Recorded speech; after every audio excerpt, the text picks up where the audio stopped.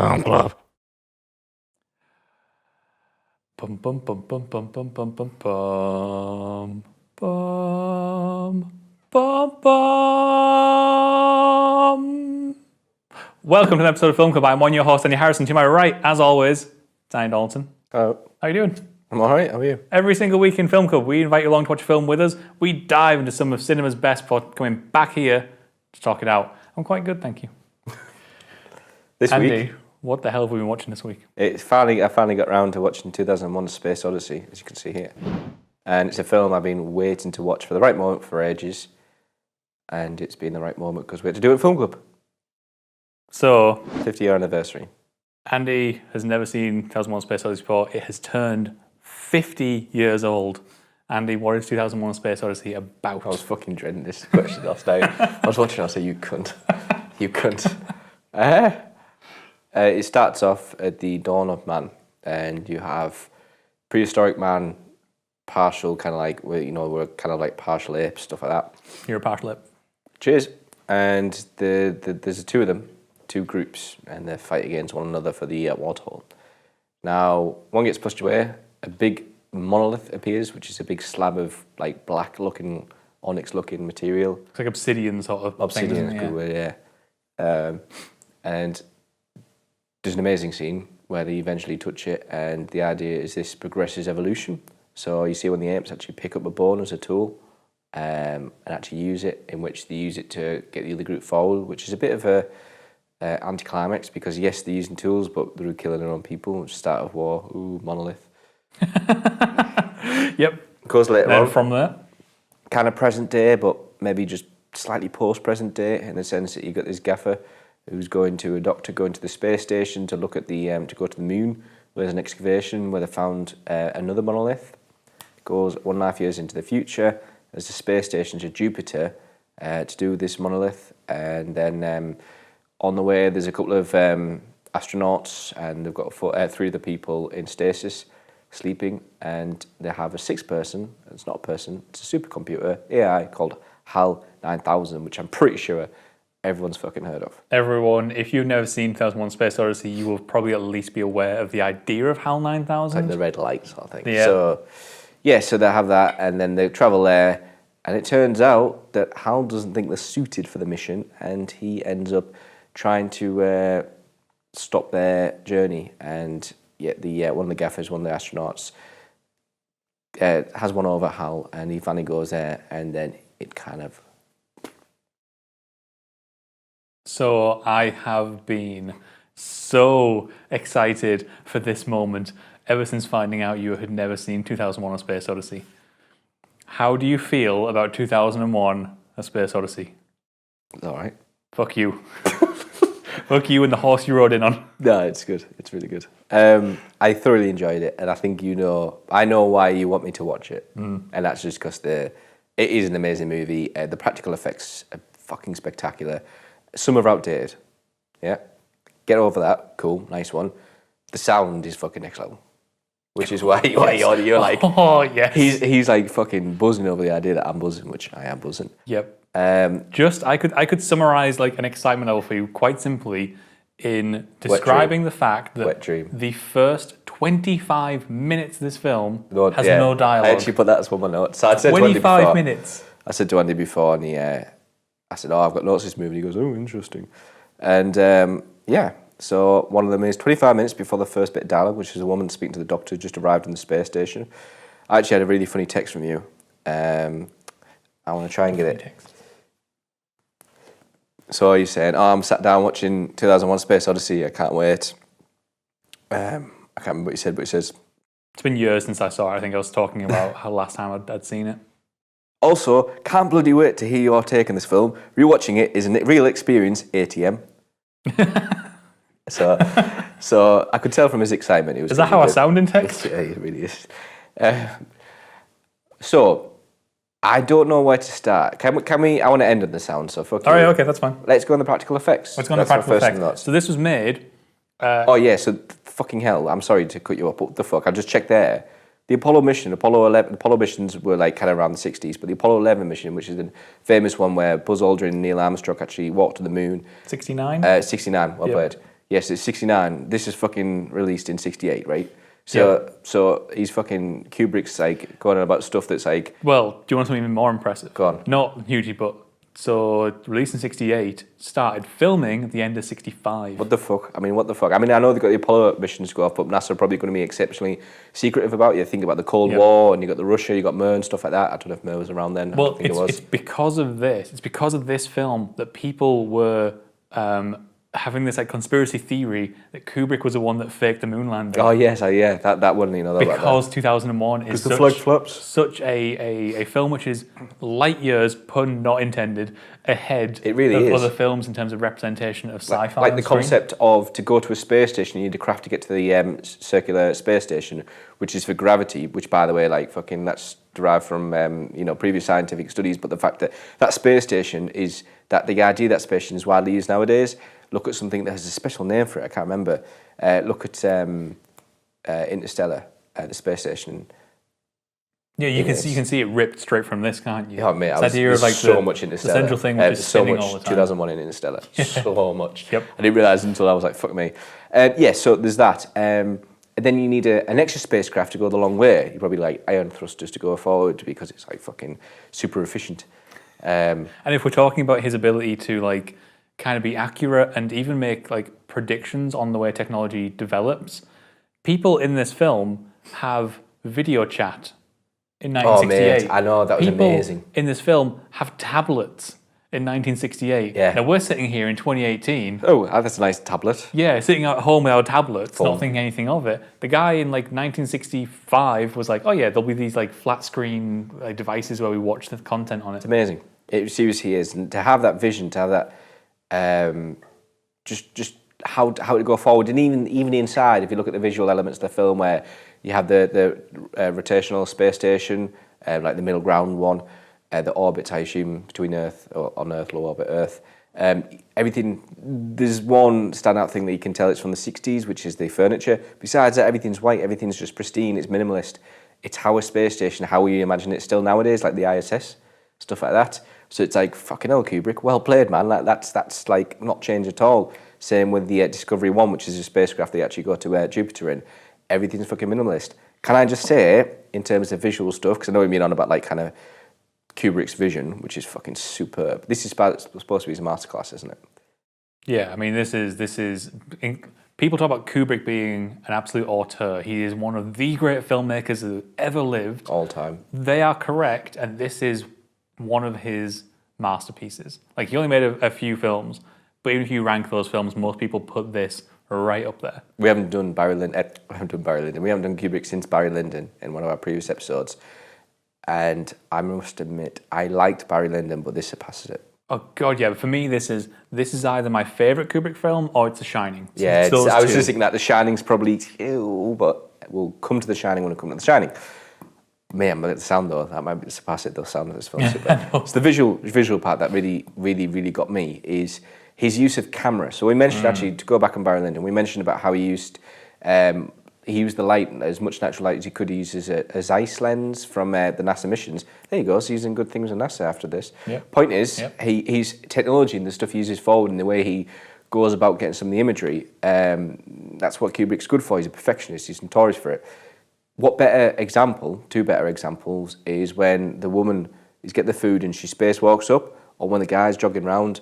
The camera, I'm trying to work this out, the camera must have been stationary, but on a moving thing, whilst they were stationary, just walking, and then the camera must have been moving around in the set that was absolutely, symmetrical. Do you reckon that's how it was done?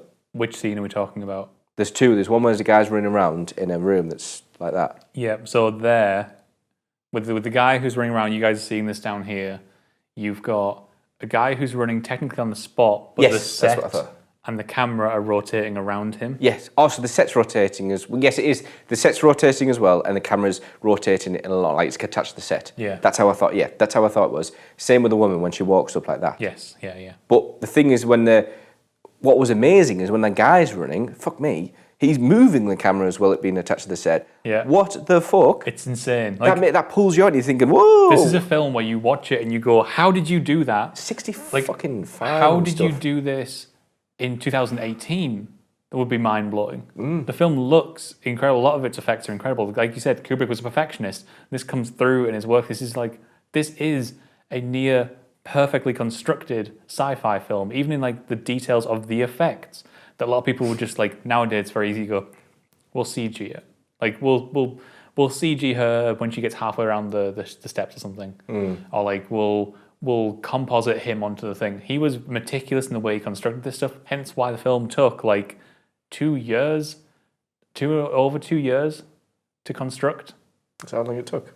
Yeah, started shooting 1965, so actually prep earlier, so it would have been longer, but started shooting 1965, releases 1968. Bill. That's right, yeah, 1963 years. Well, it's just amazing that it goes to show his perfectionism. He was, apparently, they took about almost 2 years just shooting effect shots and models and all that stuff, because everything in this film, every single bit of this film is done in camera. None of it's done in post. It's all done in camera. You mentioned in a previous episode, when we were on the Tree of Life, the effects supervisor, which helped out on the Tree of Life, yes, did those end parts, those nebulas, using dye. Is that correct? Yes, inks and dyes and stuff. What do you remember his name? Oh, I don't. You guys will have it down here anyway. Yeah, you got Gaffer's name there. That there was fucking amazing, because I was watching the end part going through when he's going through the wormhole thing. Like, what the fuck? This is amazing. So I'm just checking that. And again, all that in camera. Like, how do you make that in camera? Yeah. And like, it's the way it rolls forward. Or like when you're going over the kind of volcano that's all kind of like, it's like, what's it called when you? It's those effects you have in it. Oh, Natalie's going to fucking hate me. You're going to say the F word. Yeah, that the filter. filters. The filter. Sorry, Natalie. Yeah, I mean, so like, it's not a filter. It's the all that sort of visual stuff aside. He then goes on to use color in this really like brilliantly sparse way, and like sometimes he'll flood the screen. There's a lot of suggestion of reds in the imagery. There's the odd red things, and then occasionally he floods it and overwhelms it, and you have those amazing sequences like when Hal is killed. It's in a red room. It's I could watch that sequence for days. I watched it on the way here because it impressed me that much. I had to watch it again, and I watched a bit of it again, but it's a short YouTube video. Come on, man! And then there was a whole scene. I was like, fucking, that was class to watch. It's so beautiful. It's funny you should say that. At no point, just amazing. Again back to the effects. At no point I even thinking about the fact that the guy was on a wire. Oh shit! I never thought about that. And like, because you're just too so busy, immersed. You're too busy. Yeah, you're immersed in like the way that the thing's designed. You're immersed in like the conflict that's going on. You're immersed in these two characters. You're immersed in the fact that he's like doing this like very realistic, meticulous, like every single turn of the key. You're watching Hal slowly die. You're immersed in the audio design of how Hal's voice changes and warps as he slowly like is erased. You mentioned a good point there about how the slow. Like I was on about with my bosses today at work, so on about what you're reviewing, Odd 2001. They're all interested in what reviews. Hey. And you're saying, oh yeah, but it just fucking takes for ages to show a new ship, just like Star Wars. I'm like, mate, it was fucking class. Like when the ship comes across, or the intro for fuck's sake, the intro when it comes in, or you show the planets, the end, stuff like that. Mate, I fucking love that. I am all for that kind of like slow, methodical, minimalist kind of like just let sink in that fucking image, sink in that experience. Don't fucking have it go like that, left, cut, CGI. Fuck that. That's how you want to do it. Yep. No wonder people are saying like it's like what you're saying there. Like probably the slow sequence in this film is when they go out in the little pod. Oh man, that's so good because it just feels like how it would be in space. Yep. And you feel the tension and the danger. Oh mate, yeah. And you're waiting for it and you're waiting for it. And one of my favourite things is that although you're waiting for it and you're getting like tense and nervous of what's going to happen to Frank, you never actually see it. And you just see him floating past in space. And you're like, oh my God, like what happened? And that again, that mystery of like, you don't have to show the big fancy explosion to keep people's attention. The drama keeps people's attention. It really does. There were a couple of data parts when the ships move away, you just have an image of a ship going away, further away from the camera. Yeah. That is unfortunate. That's just, mate, this 65, it's 1965, 68. Get over it, man. Yeah, I'll take those moments just to have the other experience. CGI exactly, mate. Now, there are some great. I was just thinking when you lost me a bit earlier in the sense I couldn't stop thinking about Star Wars, and I'm thinking about how good the Star Wars special effects are. 10 years later, mind, I fucking can't wait to watch Star Wars again with more appreciation. Just to think how much influence it might have got off this. Great shout, and fuck people who don't like him. George Lucas, mate, what you did the trilogy, prequel, not cool, but fucking hell, thanks for starting off Star Wars, because this film's made me love it more. So, acting. Acting is solid across the board. I don't know if anybody kills it, but there's no role to So there's kill. one person that kills it. Is it Hal? Yeah. Yeah. Hands down. Hal became, if we're on from a Hal, that performance, that construction, that imagery of Hal as well became iconic overnight. How have they done it, right? So I give credit to all the actors in the film. I'm sorry, but I'd love to talk about, there's many things to talk about this film, but I'm worried about like how much time we have, because there is so much I want to talk about. But Hal in himself, like they got a guy in, Douglas Rain, who's a narrator, and he's just talking over stuff. He's like, but my favourite fucking moments when he's just got an unemotional voice, it's exceptional. He's like, I'm afraid, Dave. And he goes, my mind is going. And then the fucking best, which is haunting, absolutely fucking haunting, is Daisy. I can feel it. Oh, yeah. I can feel it, Dave. Like, I'm fucking, wow. Like, mate, I'm fucking tense in that moment. That scene in the server room, tense. I'm like, that's fucking haunting. Yeah. Since the moment I saw this, I've never forgotten Daisy. Oh, mate. And it's the guy, is it Frank? And he says, do you want to sing your song? It's the only time, Dave, it's the only time he wants to fucking speak to Hal because he's so pissed off. Sing it to me. Yep. Maybe to calm himself down because he's so like enraged. I don't know.